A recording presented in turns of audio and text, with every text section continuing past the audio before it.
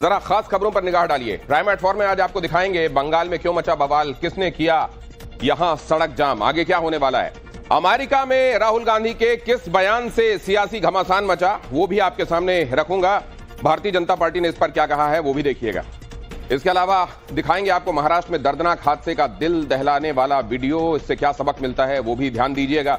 और prime eight 4 में पत्नी के चक्कर में कैसे लीक हुआ ट्रंप का सीक्रेट प्लान वो भी आपके सामने होगा। कल से बड़ी खबर प्राइम एट 4, ममता सरकार के खिलाफ शिक्षकों का जबरदस्त प्रदर्शन। एसएससी घोटाले के खिलाफ सड़क पर उतरे शिक्षक, प्रदर्शनकारी शिक्षकों ने जाम किया सड़क। ममता सरकार के खिलाफ जमकर नारेबाजी।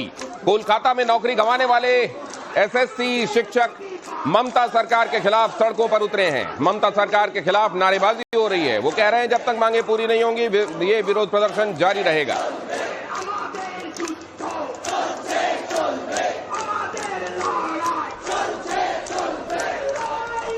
से एक और अजीबोगरीब मामला सामने आया है। हापुड़ से हैरान करने वाली खबर सामने आई है। नई दुल्हन को छोड़ प्रेमिका संग भागा पति। नई नवेली दुल्हन को छोड़कर प्रेमिका के साथ भाग गया पति। महिला हेड कांस्टेबल से 15 दिन बाद की दूसरी शादी। ये बेहद चौंकाने वाला मामला। पहली पत्नी का आरोप कि उससे बगैर तलाक लिए 15 दिन बाद दूसरी शादी कर ली गई और अब उसे धमकाया जा रहा है।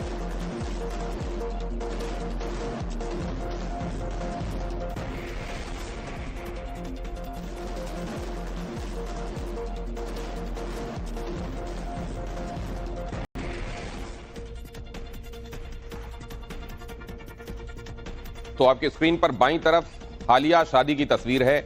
वो शादी की तस्वीर जिसका हवाला देते हुए ये कहा जा रहा है कि अभी अभी शादी हुई थी और शादी के फौरन बाद पति न सिर्फ घर से भागा बल्कि जाकर प्रेमिका के साथ उसने शादी रचा ली।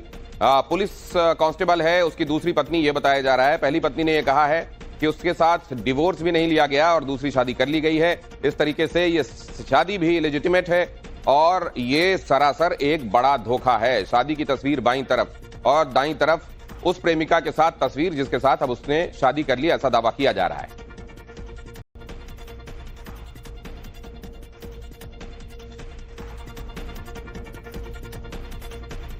सोलह फरवरी 2025 को पहली शादी की गई थी और अब दूसरी शादी की जो तस्वीर सामने आई है और उसकी जो तारीख सामने आई है वो मार्च 2025 की है। मतलब करीब 15 दिन के भीतर उसने दूसरी शादी रचा ली।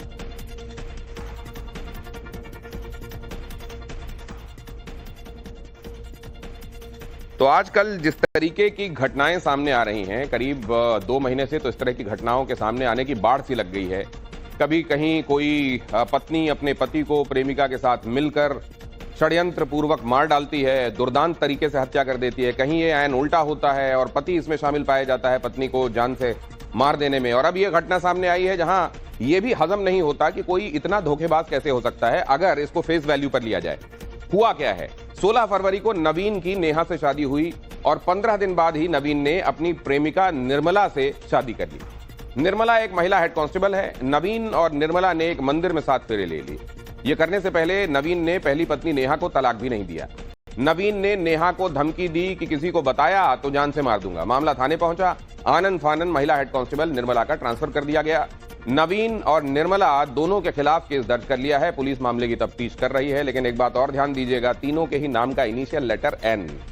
नवीन, नेहा, निर्मला। आगे क्या होता है आपको बताएंगे। रजिया अस्पताल पर चला है बुलडोजर। रजिया बुलडोजर में फंस गया। यहां पर ये रजिया नाम का अस्पताल है और बुलडोजर एक्शन यहां पर आप देख रहे हैं। नाले पर अस्पताल का जो अवैध हिस्सा बना दिया गया था, एक तरीके से एनक्रोचमेंट था। अस्पताल का एक हिस्सा नाले के ऊपर बना हुआ था, उसको बुलडोजर ने ध्वस्त कर दिया। संभल उत्तर प्रदेश से ये तस्वीरें। और अमेरिका के बोस्टन में राहुल का विवादित बयान। ब्राउन यूनिवर्सिटी में इलेक्शन कमीशन पर गंभीर आरोप लगाए। महाराष्ट्र चुनाव में ईसी ने समझौता किया। राहुल गांधी ने कहा महाराष्ट्र चुनाव में ईसी का निष्पक्षता से समझौता। बोस्टन की ब्राउन यूनिवर्सिटी में राहुल गांधी ने बातचीत के दौरान कहा भारतीय चुनाव आयोग ने महाराष्ट्र चुनावों में समझौता किया। राहुल गांधी ने एक बार फिर महाराष्ट्र चुनाव का जिक्र किया। चुनाव आयोग को कटघरे में खड़ा किया। राहुल गांधी ने कहा महाराष्ट्र विधानसभा चुनाव में चुनाव आयोग ने निष्पक्षता से समझौता किया। राहुल गांधी ने क्या कहा जरा वो भी ब्यौरे में देख लीजिए। राहुल गांधी क्या कह रहे हैं? विदेश की धरती एक बार फिर पहुंचे और वहां जाकर देश की संवैधानिक संस्थाओं को कटघरे में खड़ा किया। राहुल गांधी ने क्या कहा? राहुल गांधी ने कहा महाराष्ट्र विधानसभा चुनाव में गड़बड़ियां हुई, जितने युवा थे उससे ज्यादा वोट डाले गए। शाम 5:30 से 7:30 बजे तक 65 लाख वोट पड़े हैं। एक वोट डालने में 3 मिनट लगते हैं, तो यह संभव नहीं है कि करीब 2 घंटे में 65 लाख वोट पड़ जाएं। और अगर हिसाब लगाए जाए तो रात 2 बजे तक लोग लाइन में लगे रहे, जो कि सच नहीं है। हमने चुनाव अधिकारियों की वोटिंग की वीडियोग्राफी मांगी थी। चुनाव आयोग ने वीडियोग्राफी देने से मना ही नहीं किया, बल्कि कानून ही बदल दिया।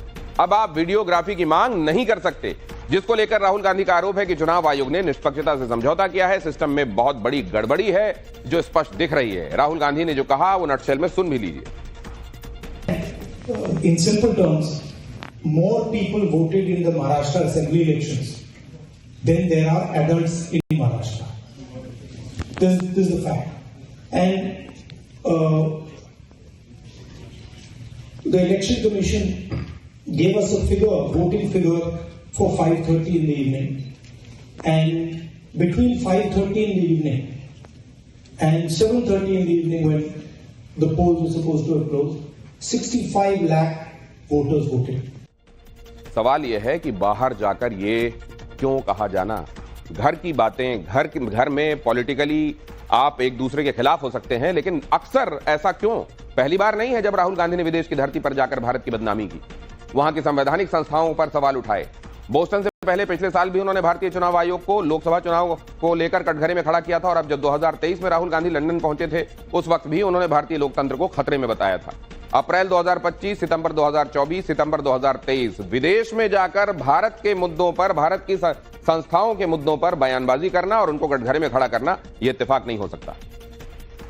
और राहुल गांधी के बयान पर बीजेपी का पलटवार, बदनामी करके चुनाव नहीं जीत सकते। फडणवीस ने कहा देश का अपमान राहुल की आदत बन गई है। राहुल गांधी जिस प्रकार का बर्ताव कर रहे हैं, उनके चरित्र पर एक सवालिया निशान इसके कारण खड़ा हुआ है।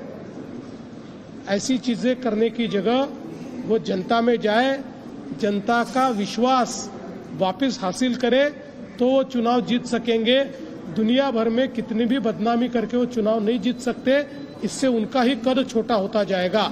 और बंगाल में हुई हिंसा के पीछे सियासत तेज हो गई है। ममता दीदी का बचाव करते हुए अखिलेश यादव ने सीधे सीधे बीजेपी को जिम्मेदार ठहरा दिया है। समाजवादी पार्टी का बीजेपी पर बड़ा हमला, जहां भी जाती है हिंसा वहां बीजेपी शामिल। अखिलेश ने कहा बंगाल हिंसा के पीछे बीजेपी का हाथ, धार्मिक उन्माद और जातियों का झगड़ा करा रही है बीजेपी। बीजेपी नहीं चाहती लोकतंत्र व्यवस्थित रहे।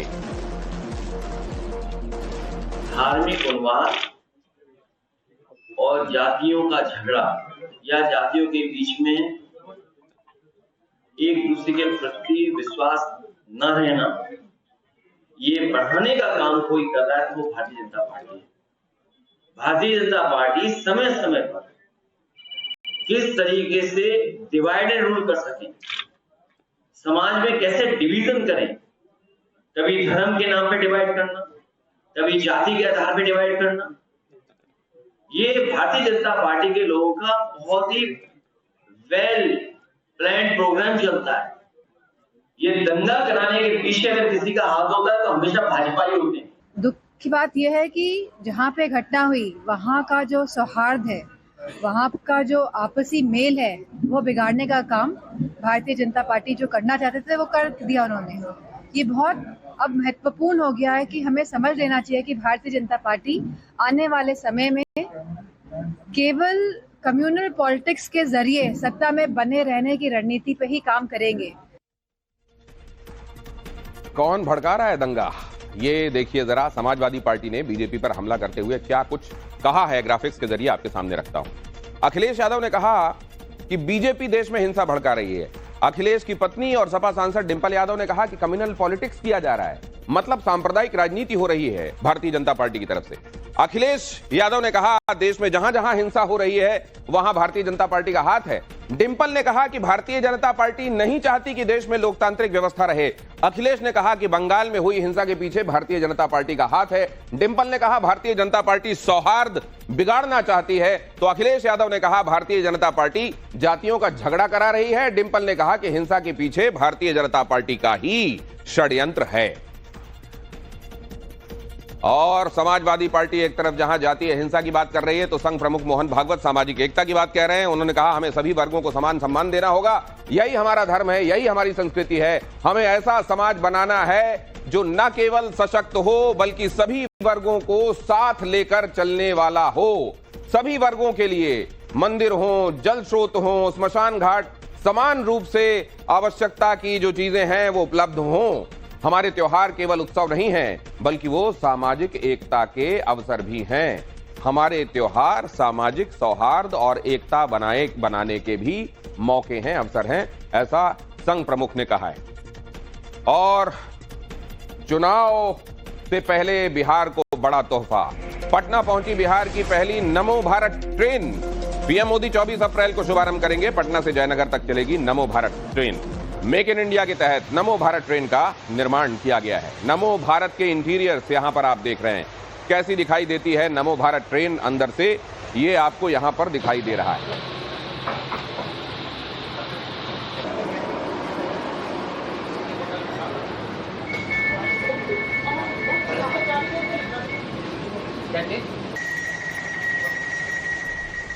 और अब आपको बहुत जल्दी ये बताता हूं इन बेहतरीन ग्राफिक्स के जरिए कि नमो एक्सप्रेस की खासियत क्या होने वाली है। पटना जयनगर रूट पर चलेगी नमो एक्सप्रेस। 4 से 5 घंटे में यह सफर पूरा होगा। नमो भारत एक भारतीय ईएमयू ट्रेन है। ट्रेन की बॉडी स्टेनलेस स्टील से तैयार की गई है। एरोडायनेमिक नोज आपको इसकी दिखाई दे रही है। देखिए किस तरीके से स्ट्रीमलाइंड एरोडायनेमिक इसकी नोज है, जो इंटरनेशनल ट्रेंड के साथ इसको दिखाती है। ये कोन के साथ, ये जो सामने का कोन आपको दिखाई दे रहा है, इसकी जो नोज दिखाई दे रही है एरोडायनेमिक स्ट्रीमलाइंड, इसके साथ इसको खास डिजाइन दी गई है। नमो भारत रैपिड रेल इसे कहा जाता है। ट्रेन में कुल 12 से 16 एसी कोचेस हैं और 1000 यात्रियों के बैठाने की इसमें क्षमता है। उसमें बैठ सकते हैं लोग। 2000 यात्रियों के खड़े होकर ट्रैवल करने की भी इसमें अकोमोडेशन है। एक्सप्रेस और मेल की तुलना में इसका जो फेयर है वो भी कम रहने वाला है।